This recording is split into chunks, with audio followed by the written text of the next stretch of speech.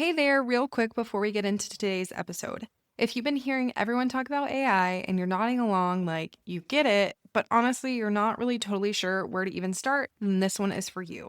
I am running the AI Curious to AI Confident Sprint the week of July 6th, and it is 5 days of live Zoom sessions where we go from AI sounds interesting to actually using it inside your business in real practical ways. We're talking prompts that actually work, workflows that save you time, and using AI as a tool that fits into a 20-hour work week, not one that requires a tech degree to figure out. We meet every day that week at 11 a.m., and it's only $17 to join. If you've been waiting for the right on-ramp into AI, this is genuinely it. There's going to be no overwhelm, just 5 days of hands-on learning with me. Head to momsmakemoneycollective.com/sprint to grab your spot before we start on July 6th. And yeah, let's get into the episode.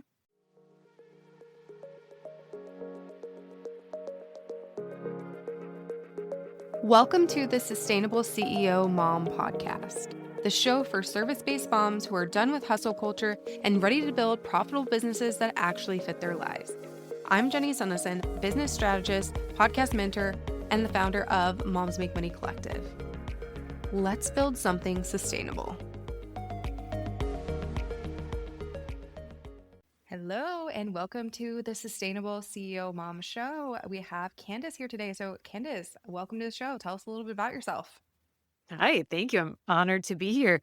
So I help people, women, especially moms, with their business in being visible with a podcast tour. So speaking on podcasting on podcasts and doing it in a really strategic way where there's a lot of intentionality behind it. And so that it really can save you a lot of time, could potentially take some things off your plate and replace it with this that can be scheduled when it works for you and things like that. So it tends to work and help moms in business, especially in the online space, the most. Yeah, I love that. And I love that you say intentionality because I think that's really important because it's one thing to be a guest on podcasts and get on these podcasts, but it's another thing to actually have a strategy and like where you're gonna actually lead them to. Like, great, you got a yes, but like, how are you going to convert that to people in your world, right? Because I feel like a lot of people, they get on all these podcasts, but then they're like, wait, this is not actually working for me. But that's because they don't have like kind of a pipeline to how they're going to get these people into their world. They're just hearing them on the show and saying, oh, that was really great. I learned a lot, but they don't take any next steps. Absolutely. Like they get excited and they're like, this is fun. I enjoy speaking to the host. And that's great. Like lean into that. That's a good sign that this strategy will work for you. So you might avoid social media or you don't want to write emails or something like that. But then you're like, it's so fun being on a podcast. That's a really good sign that this is a good platform for you to utilize. But let's get strategic. And, part of it is just ripping a band-aid off and getting in there and figuring things out. But, we can skip that learning curve by doing a few things. One for sure is having speaking topics. So many of my clients, especially in the last 2 months when I've sent them their truth, they're like, I have just never even thought about having speaking topics. Like, And but wait, that seems so obvious. yeah, because what happens is like you could talk with the host and be like, yeah, I'm in the podcasting space. Like, let's get on. They're like, great. And then you just leave it up to them to figure out what they're going to ask you. Well, that umbrella of podcasting is huge. Yeah. Same, you can say the same for copywriting, whatever. So I might get on and they'll ask me about how to start a podcast and how to edit a podcast or how to map an episode out. And I could answer all those things and you can provide value because you do those things for yourself, likely, right? I have a podcast, but then people come over, they've listened to the show and they're like, oh yeah, I'm digging Candace. And they come over to my Instagram or to wherever my email is. And then everything's about podcast guesting. And They're like, what? I wanted to start a podcast. What's going on? And now you've confused them. And so now, that buyer journey is broken right there. And confused people don't buy, confused people don't sign up for email lists, things like that. So that's really important place to start. And then, if you can get specific, niche down, or a few people lately have said, I call it niching up. And I'm like, oh, that is such a better twist, but whatever you prefer. Because if you just want to say, I helped everyone, or obviously, this, like that's not going to hit. And it's also going to be really vague. So when you reach out to a host, they can't tell if you are the person their audience is looking for. But if you're really specific, and that sometimes feels scary to people because you think it's like a limited amount of people, but it just means that when you do get a yes from a host, it's going to be so aligned. Like they're going to be like, my audience is probably already Googling this problem, and you're Yes. going to get on that show and talk about, and they're going to listen to you for 20, 30 minutes, talk about the exact problem that they can't figure out. I mean, that's huge. You can't get that type of alignment with almost any other platform, especially with the trust recession going on and social media and Mm-hmm. whatnot in the world of AI, as we know. But when you get on a podcast, the host is saying to their audience without saying it, like, you trust me, so you can trust this person. I vetted them. I wouldn't bring them Yeah. on here if I didn't vet them? So you just borrow that trust. And then speaking in general is such an authority builder. One, you get better at it yourself by putting in the reps of talking about your business, what you do over and over and over. And that just creates clear messaging in all aspects of your business. But, not everybody chooses to speak because it Mm. can feel scary, or so those things that people hold themselves back with. But so it just does so much for you. But start with speaking topics, make sure that that is lined up with what you actually do and how you actually serve your clients. There should be speaking topics that are part of that. Yeah, 100%. I totally agree. I think it's important to have, and you can always start a little bit broader and then refine too. Like, I know for me, I have like several different buckets of things. Like, here's Hmm. my mom podcast bucket pitch. Here's my podcast about podcasting bucket pitch. So everything kind of is in these different little buckets, and there are things that I am knowledgeable about, but I'm not like pitching the same thing to every single show because it's not going to make sense for every audience, and everything requires different things. And I feel like having just different little small differences can make the world of a difference as well, because then you're not like getting on a show and you just feel like you're regurgitating what you said on every show that you've ever been on. So like, I mean, and it's always going to be a little bit different because hosts are asking us different questions, they're Hmm. phrasing things differently, different follow-up questions come through everything. But yeah, I feel like having like different speaking topics can give you that instead of just one, too. Because if you just have one, it's Yeah. like, oh, I literally am talking about the same thing 24/7 on every show I've ever been on. That's kind of crazy. So, Yeah, it is, except for like this is weird because I'm a good example of like having one, mm, because it's just not common. Like I haven't come across somebody yet that is in the podcasting space, but specifically helping guests. Like mm, personally, I haven't come across them. So in that instance, yes, I had a client and I'm blank. If she was like gonna do a cooking show or something, but it was specific and there was a weird twist to it. I can't remember. Anyway, where like I'd never heard of anyone else. So then I'm mhm, like, in that case, like you could, as I progress, as I grow, like obviously my business will change and things, and then that there'll be new speaking topics. But definitely though, most people usually have different parts of their business, right? So a podcast episode, as you know, is only so much of our attention can be given, and you can only cover so much in one episode. So yeah. if you have those different topics, it allows that episode to be really specific. And then, you get them into your next step, like on your email list or somewhere. And now you can nurture them further with those other areas of your business. Mhm. But one podcast episode isn't long enough for you to be able to talk about the three areas of your Yes. business. Yeah. Right? Because one, you're gonna then not be thought of hosts get asked a lot for referrals because people know that we talk with people, we're in these communities. But if you did that, because I did this in 2023 when I was starting my own guesting, I was just like excited and fun, like on a whim and a wish and a prayer, talk about all these different aspects. And so you're not gonna get referrals like you are when you really get specific with that one episode, because you're not gonna be top of mind for that topic. You're gonna be more of a generalist type feel. So if you really nail like one specific thing, then anytime that comes up, that host is gonna think of you, or whoever listened to that episode is gonna think of you. And so now I open up threads and I'm tagged every day, literally by somebody talking about podcast guesting from like a Mhm. host I was on or show.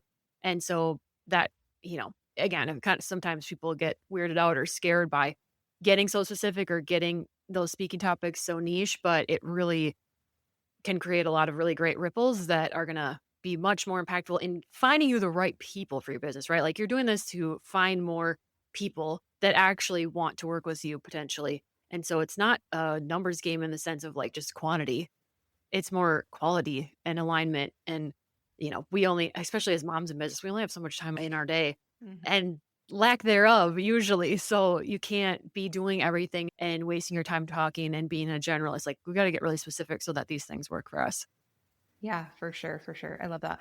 So I know like people, when they are considering being a guest, there are a lot of things that come into play, and they may be experiencing some like, you know, thoughts about, I don't know what to pitch or what to do or whatever. So what are some of the biggest myths that you see about podcast guesting? And like, what are some things that we can do to overcome those myths that we Sure. are believing? Yeah, a lot of the things that people believe are, I have to have my own podcast first, or it's only for big names, or who am I to be talking about this topic? Like someone knows more than me, that type of thinking. Or like then they group it in the bucket of like reaching out to hosts is like salesy or like spammy. Mm. But are you getting that feeling? I don't know if it's because a lot of the moms that I work with, like have, myself included, I'm not affiliated anymore, but have come from like an MLM background. Like that was my first gateway into entrepreneurship. So then there Mm. is a lot of that like cold pitch Yeah. spammy Yeah. feeling. You're like So I used to don't, that. Yeah. yeah. So I think it might be that. But, so if I stay on that topic, like it's not like salesy and pushy to reach out to a host when you do it in the right way. One, two things I say in that message, and I usually send it as a DM because there's just an influx right now of bad email pitches that you Mm. probably get Hmm. from production companies. Like they don't even match what Yeah. you probably get some from men, and yours is like a Yes. mom only Yes. show. It's like, what is happening Yeah. right It's really now? bad. I think with AI, being so Hmm. prevalent now, which it's great in a lot of ways, but it's made people think that, let me just spam all these shows because I can create Yes. like these pitches way quicker. And like they're going for a quantity over quality type Hmm. situation. And it's not great. Like most of those just end up in my trash. Or if I'm feeling really spicy, sometimes I'll be like, hey, I'm actually a podcast producer myself. And like this pitch is not going to get you many yeses. And if it does, it's because you just so happen to reach a podcast that actually made sense for your niche. But like if you're blindly pitching all these podcasts, like it's just most of the time they're not going to say yes because this No. doesn't make sense for their show. Yeah, so the email pitches are just a big ick kind of right now, so I usually lead people to just, like, send a quick DM, how many people you move it to email later, but anyways, in that pitch, whether you go email or DM, doesn't matter so much, is that 2 things. One is show you've done your homework. That just means, like, have you listened to their show? You better not be pitching them if you Yeah. haven't listened to their show, period. So share something that you connected with their values, their mission, whatever, and then the biggest part of that is to share what kind of value you're gonna bring to the show, and so that's why I start with speaking topics. So you can just list your 2 or 3 topics and Mhm. say, I know I can bring a lot of value with these 3 topics or any of them a fit. How is that pushy or salesy? Like I'm saying I'm going to come on and give value. I'm for free. Like these are free exchanges, right? I'm going to share your episode. It's that energetic exchange of you share it to your audience, I share it to mine, all going to be taken care of. So I guess I think that that's not pushy or salesy. I'm a podcast host and I wouldn't feel any type of way for somebody messaging me about that. Other things to do is check to see if they do take guests. Don't Mm. bother the ones that don't because they're going to be irritated because they're going to tell you didn't check too hard because you Yeah. didn't see I never take a guess. Right. So that's one thing too. And other things, the mindset of like, who am I to be talking about that? There's other people that know more than me. Like I just go the route of, okay, well, let's think about this logically. Like that's factual. Other people know more than me too. That's Yeah. Yeah. factual. We're not like But the smartest people in the world. Like that's no, okay. no, but there's people for all of us. There's clients for all of us. And I think, I truly believe in abundance where there are people for you that match up with you and your story, Jenny, and then mine and all these other people. And they haven't had that one person yet. That's why I love podcasting. That's why I love helping women get on podcast tours because it gives us a voice. And then the ripple effect is someone listening can finally see themselves in that person and all you're doing is talking about how you got to basically where you are in your business and you're the expert in that. You lived it. And that's what you help your clients do now. So you don't have to like fall into that trap of like, well, let me just like next month, once I have this certification, then I can start getting on podcasts. Like that's just a made up thing that we told ourselves Yeah. in our Yeah. head. People are trying That's to not like, real. it's their brain like being nervous and like prolonging the inevitable. I see a lot of that with Hmm. like people launching shows too. They're like, well, I just need to like finish this or just need to do this or do that or whatever. And then I'll launch my show. And then Hmm. that becomes, I need to do 75 more things before I launch my show. And then it never gets launched. And you're like, hey, it's been 2 years. Like, what's the deal here? Like, why haven't you launched your show? Or why haven't you, started being a guest on podcast or whatever? There's so many scenarios that could Hmm. go. But yeah, I feel like people just get in their heads so much. And it's a big mindset thing. Like, I know for It me, is. like one of the things when I first started pitching myself to be on podcast, because I have an arm of my business where I do pitch clients as well.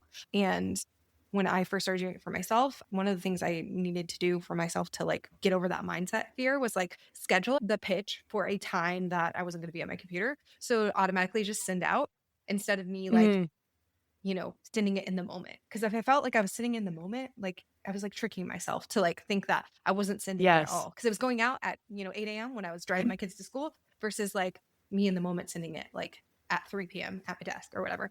And that's like how I tricked myself in actually sending pitches. I know that sounds so silly, but like those little You got to things can do it. help so much because Yes.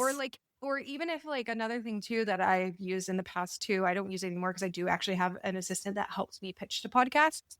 One of the things that I did previously before I had help was I pretended I was my assistant.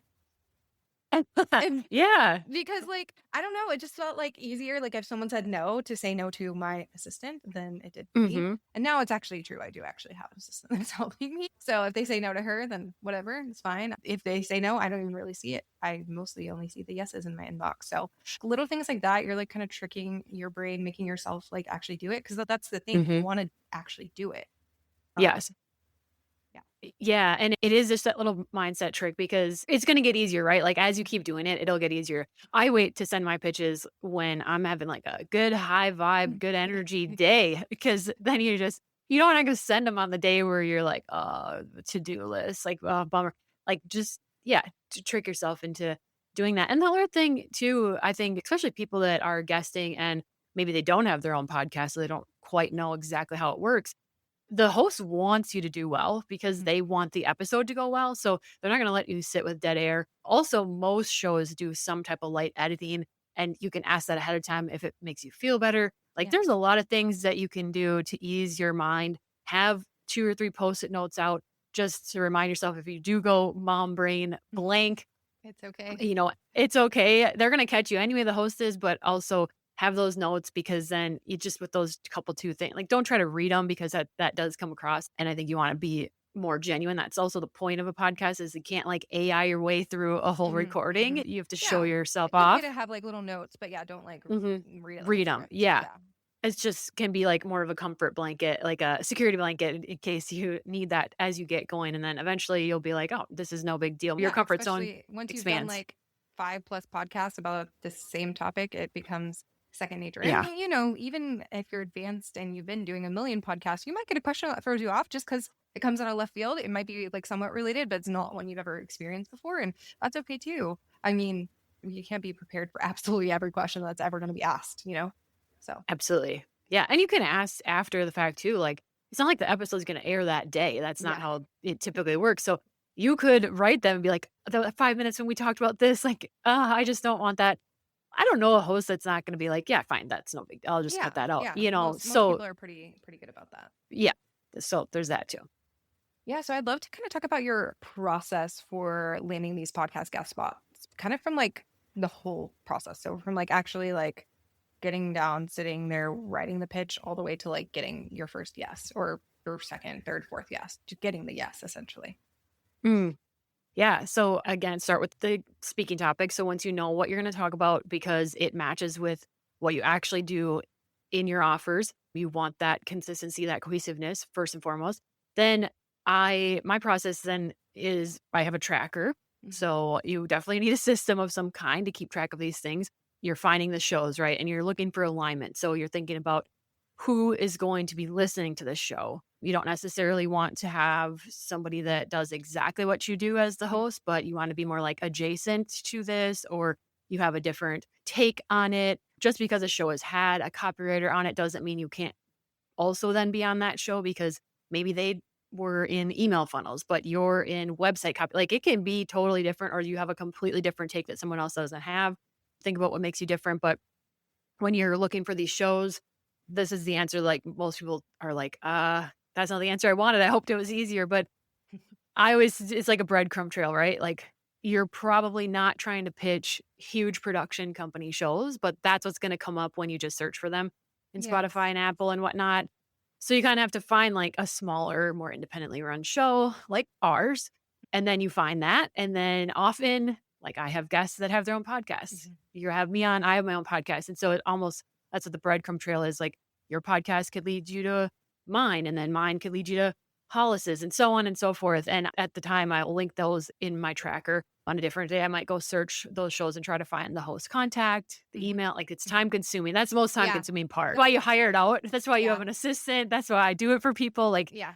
that it is time consuming. So that piece, the pitch, it has those 2 parts in it that I do have my own clients send those pitches just Mhm. because I think that once I've delivered you, like, all the contact information, all the notes about the show, like, what angle the pitch, sending that quick DM is gonna convert, I find, more quickly or at a higher rate than if I would reach out on your behalf. So Mhm. I do have my clients do that part, but there are people that do that for you, or you could have like an assistant or a VA or somebody could take care of that scheduling part.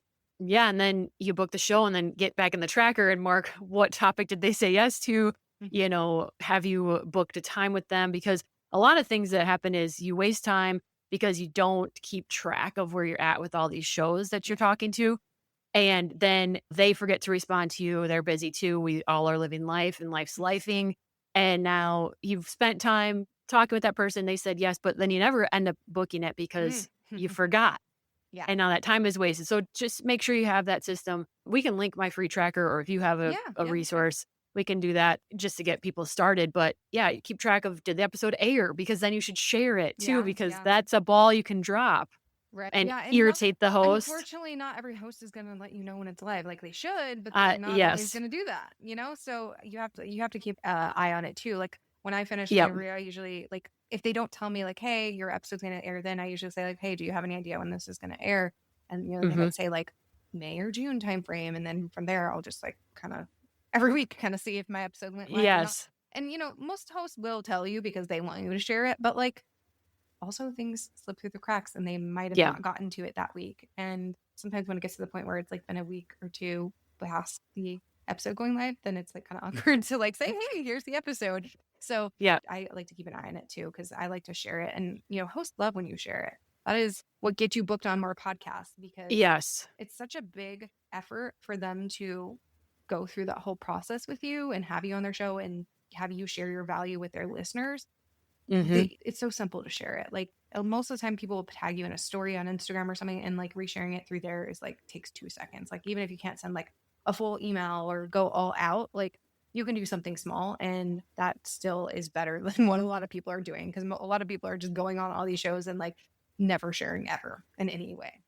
Exactly, and that is a huge ball that you can drop for a lot of reasons. One, how irritating to that host. Like, you're burning a bridge because that I've only had it happen a few times because now I'm like, it's part of, like, an intake, right? Mhm, Where it's mhm. like, check this box if you plan to share this episode because it's really part of the process, and it does happen where, like, you're just starting out and you're not used to speaking, and so you get done with the episode and you're really hard on yourself and it airs and you're like, "Oh, cringe," and you, like, Yeah, don't you wanna don't listen want to to like it. share it because you're embarrassed. Yeah, but nobody is listening to your episode with that, like, high Critical. of a yes, Yeah. critical Yeah, as you you are are. more critical than anyone else is going Oh, to be on you. Yeah.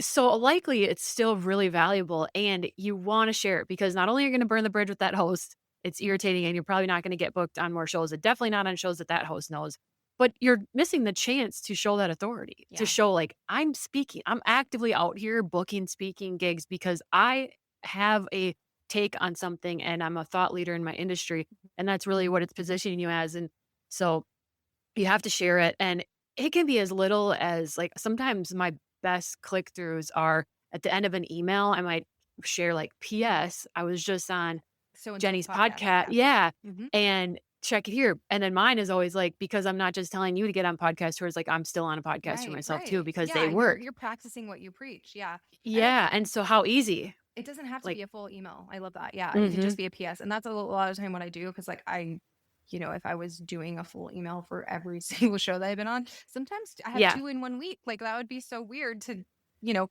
because then I have for my own sure. email content I need to send as well. So I think, yeah, just like adding it as a PS or even just sharing it on social media or something. Like it doesn't always have to be an email. It doesn't always have to be like this massive effort, but just like showing the host that you've done your part as the guest and sharing where you said you were going to share. So if you like Mhm. in the intake form said, I'm going to share on Instagram, share it on Instagram. If you say you're an email, Right. please send an email for the love of all things holy. And like I said, it's like a full whole email. It can literally be a PS or like for me, I have like at the end of my emails, I have like little boxes like what I'm loving right now, recent episodes, and I'll like share my own episode and like recent guest episodes I've been on or Mhm. something like that, or current events happening or things like that. So I'll have that little section at the bottom and I always update it with whatever's happening right then and there. And that makes it easy because then I'm not having to like dedicate like full on emails to it because that's not always feasible when you are Mhm. sending a lot of emails in your business.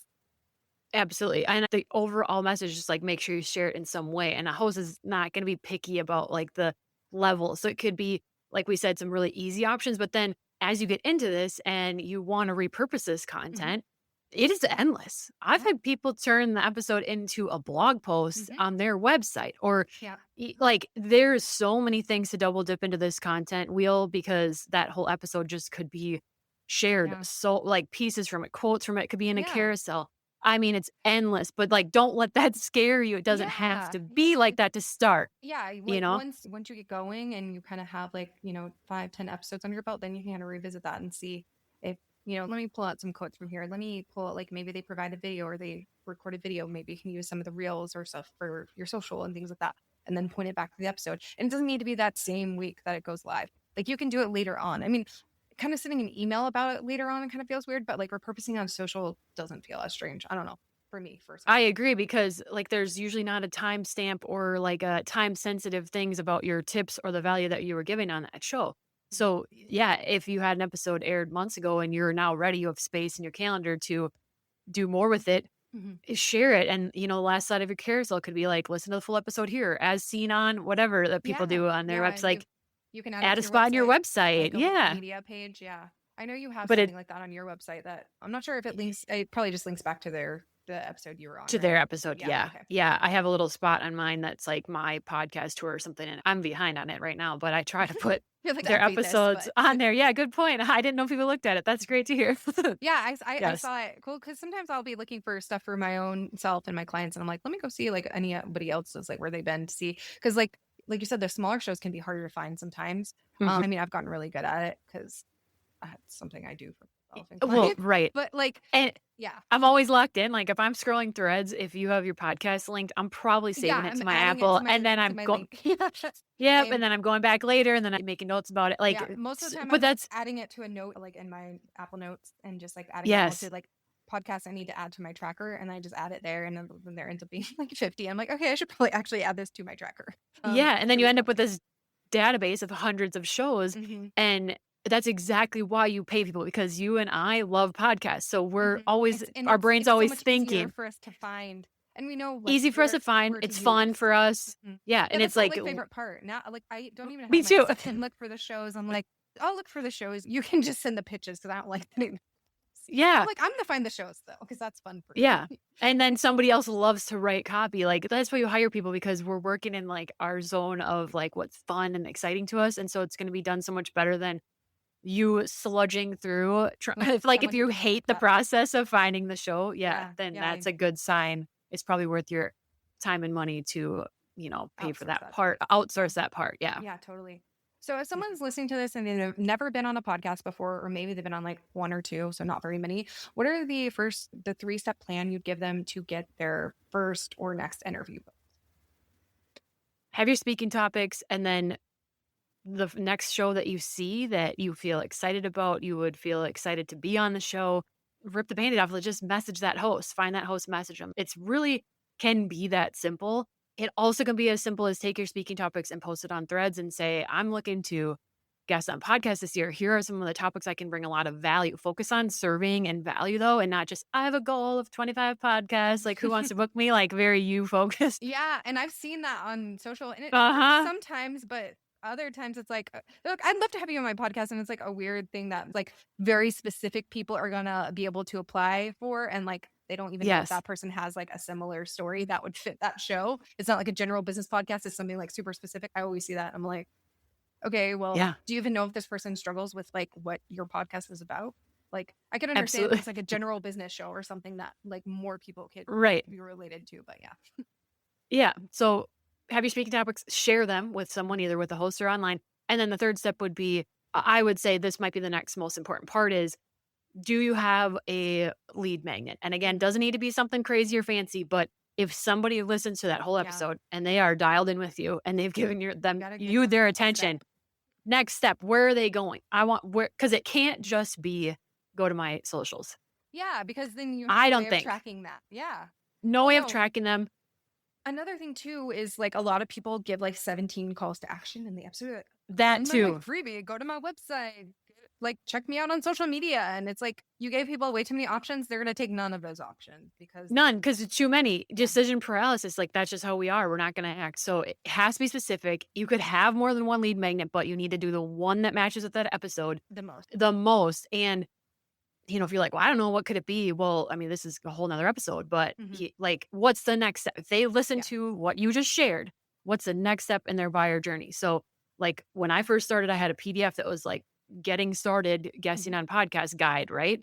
Well, I just shared all that in the Mhm. episode. That's not the next step. That didn't go well. My free podcast matchmaking community Hmm. is exploding. There's like 400 plus people in it. I've only had it open for a few months Yeah. because the next step is I listen to Candace. I'm all in. Oh, Like, this now I need sounds to go pitch great. these podcasts. I need to Like, get where booked. are these shows that I can find easily? Yeah, Yes. So then exactly. there's hosts and guests in there and they are Yeah, sharing you want like, to give what are them they a looking chance for? to go deeper, not just kind of Mm-hmm. rehash what they learned. And it's okay to rehash what they learned, but like you also, like if your freebie includes like a little bit of a recap kind of situation, but you also want to give them a deeper next step to take as Mm-hmm. well. Um, Yep. and one thing I kind of do is so it's so much easier to keep people in the podcasting app. So if you have a podcast, I always like to just lead people to my podcast because I'm like, well, Mm, they're already in the podcast app. They are like listening to podcasts, obviously. Like, let's lead them to my show and let it do the selling for me because I have it set up to sell for me. And then I also do like a lead magnet as well because I want to be able to see those people. Because like when I lead people in my podcast, like I don't know if they actually are listening. And if they do come, I don't know who's listening because public podcasts don't give you that much data. Unfortunately, right. private podcasts do. But I've started using like a private podcast lead magnet too, which the Mm, best of both worlds because it gets them to another podcast, but then I get to see who the heck they are because they often yeah. email address versus like, oh, they just went to my public show and great. They're probably listening. They're probably gonna join my email list eventually, but like I can't really see them like until Yeah. they do. Yeah. So That's a great idea too. Especially because your podcast is set up, as is mine, for those solo episodes to be driving them somewhere. yeah, So that's the exactly. same thing you're going to do as a, yeah. Yeah. And it's Perfect. just easier to get people like to stay in the podcast app instead of like trying to get them off because you kind of want to keep them in the podcast app. You don't want to send them elsewhere sometimes. That makes me think of this too. Like, think about when you go to listen to a podcast, what type of mindset you're in. I'm ready to learn something, be Mhm. inspired, like give attention. If I'm going to social media though, I'm It breaks your probably focus. scroll. Yeah, you like I'm go to br- social. Yeah, you go to social media and you're like, yes, wait, what was I even here for? And then you just start scrolling and like finding all this scrolling, funny doom stuff. Ooh, scrolling. I found a reel about a book I want to read. Cool, let me save that. Yes, And then you forget to follow that person. exactly. And so, well, which is just more proof of like, why get on podcasts because the attention span, the type of mindset somebody's coming when they come to listen is way different than when they're scrolling past your Yeah. 7-second reel. And Mhm. I mean, I'm not saying don't ever show up on social media, but like you could crunch that way down Mhm. and spend more time guessing on podcasts. Yeah. And I mean, if you do it with some strategy like we've been talking about, Yeah. it should. I don't have someone that hasn't not worked for yet, so Yeah. it Yeah. can work for you, I right? mean, I haven't posted on Instagram in almost a year and a half, and I'm okay. Yeah, you're still thriving in Yeah, business. I'm okay. You don't have to be there if you don't want to be there. And like being a podcast guest and being a podcast host allows you to do that, right? So Mhm. I love that. So when it comes to like podcast guesting and being more intentional, you kind of have talked about this, but like what are some things we can do to be more intentional? And like obviously visibility is important, but I feel like a lot of people, like I don't know if you've experienced this, but I've had people like, they come and they want to be a guest on a podcast, but then they're only like their target shows are like these massive shows, which we talked about earlier is not like that's, and then they're like, oh, why aren't you pitching me to these bigger shows? Or why aren't you, saying this or whatever? Have you experienced that? Like people just wanting to be on these big shows and not really understanding like the purpose of starting smaller. And then, eventually you might be able to be on these bigger shows, but like, it's not going to be your first show kind of thing. Yeah, not yet, but I feel like I'm only like a year in, so it could be coming. Yeah. But I mean, I have content about this. Like, bigger is not always better. Like, types of our show size types, a lot of the times the audience is like locked in. Like, they're loyal followers. They're listening every Tuesday when that episode comes out with their morning coffee. Like, they're the action takers. Where some of those bigger shows, Mhm. it's not like that. It's Yeah. not, Yeah. it's you might be listening for fun, but if you're listening to ours, like you're probably coming to learn something or it's a Right. very specific thing because it's an area in your business that you want more support in or want more knowledge around.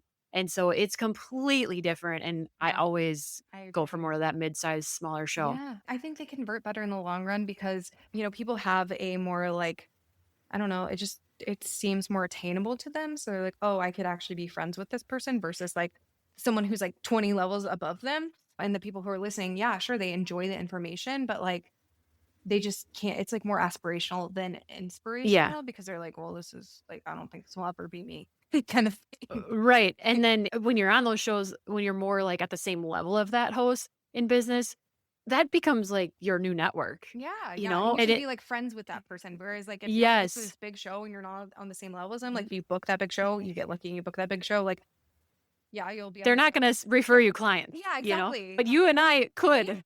exactly. They actually have, Like like, they probably already have someone that they know that does this and they're already close with or mhm. whatever. So, yeah, I think that that's important, like, to just, like, you don't have to aspire to be on these massive shows. You can get Yeah, good and almost a lot of times even better results by doing these smaller to mid-sized shows.